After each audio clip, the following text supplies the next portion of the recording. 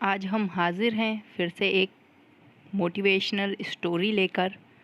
तो आज की स्टोरी स्टार्ट करने से पहले मेरा आप सबसे आग्रह है कि यदि आप लोगों ने चैनल को सब्सक्राइब नहीं किया है तो इसे सब्सक्राइब करें, क्योंकि आने वाले समय में भी ऐसे ही अच्छी मोटिवेशनल स्टोरीज़ आपके लिए लाई जाएंगी। और हम चाहते हैं कि आप इन स्टोरी से कुछ सीखें और अपने जीवन में आगे बढ़ें। तो हम स्टार्ट करते हैं आज की स्टोरी। आज की स्टोरी रिलेटेड है अर्जुन यानी पांडवों और द्रोणाचार्य के सभी शिष्यों के साथ। तो एक बार की बात है, द्रोणाचार्य ने अपने शिष्यों की परीक्षा लेनी चाहिए। उनकी परीक्षा के लिए वो उन्हें एक जंगल में ले जाते हैं। जंगल में वो सबको एक पेड़ दिखाते हैं जिस पर एक चिड़िया बैठी होती है। गुरुजी कहते हैं अपने शिष्य से कि इन पर चिड़िया की आँख फोड़कर दिखाओ। तो पहले एक शिष्य आता है, युधिष्ठिर आते हैं।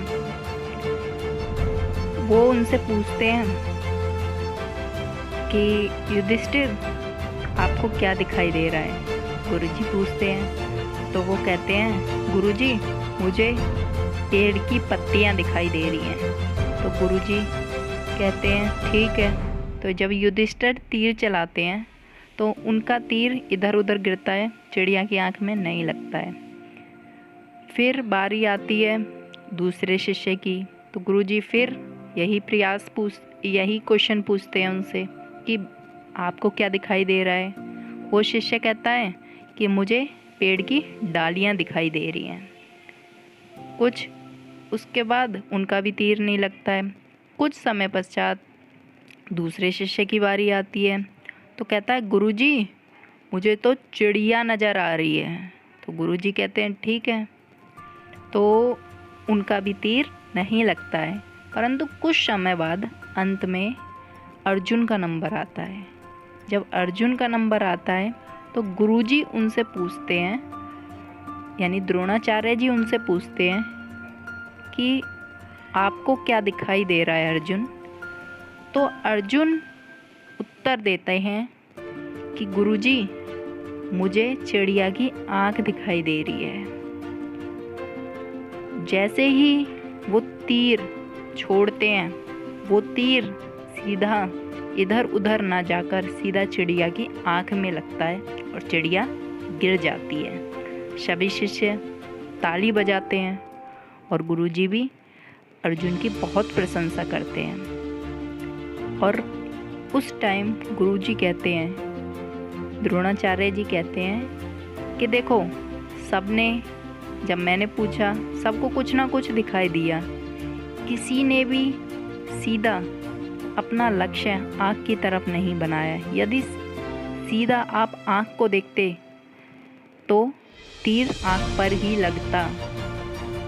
अर्जुन ने इधर उधर न देखते हुए अपने लक्ष्य की ओर ध्यान केंद्रित किया और उसने लक्ष्य की प्राप्ति की। सीधा तीर चिड़िया की आँख में लगा।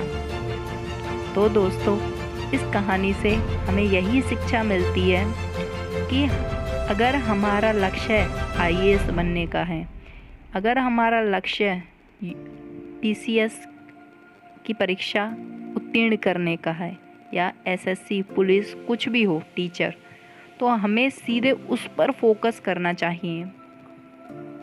ये नहीं कि हमें ये भी ले लो, ये भी ले लो, ये भी ले लो, नहीं, सीधे एक लक्ष्य की तरफ बढ़ना चाहिए। उससे क्या होगा, आपको आपके लक्ष्य की प्राप्ति करने में आसान होगा।